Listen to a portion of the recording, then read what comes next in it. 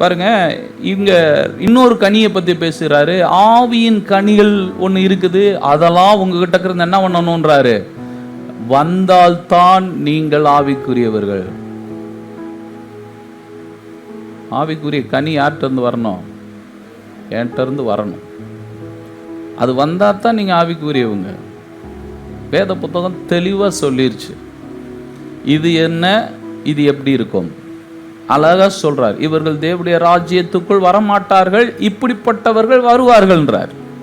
அப்ப அதை என்ன பண்ணி வச்சிருக்கிறாரு, மென்ஷன் பண்ணி தான் வச்சிருக்காரு. 1 கொரிந்தியருடைய புத்தகம் 6ஆம் அதிகாரத்துக்கு வாங்க.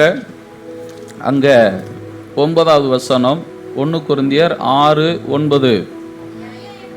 அநியாயக்காரர் இங்கே மறுபடியும் சொல்லுகிறார், இவர்கள் தேவனுடைய ராஜ்யத்தை என்ன பண்ண முடியாது, சுதந்திரித்து கொள்ள முடியாது என்றார். அநியாயம் பண்ற ஒரு மனுஷன் இது எங்க எழுதினார்?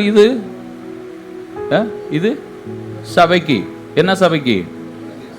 முதல்ல நான் சொன்னது எபேசு சபை, அடுத்து கலாத்திய சபை, இது கொரிந்து சபை. ஒவ்வொரு சபைக்கு என்ன எழுதுறாரு பாருங்க, அநியாயம் பண்ணுகிறவர்கள் முடியாதுன்றாரு.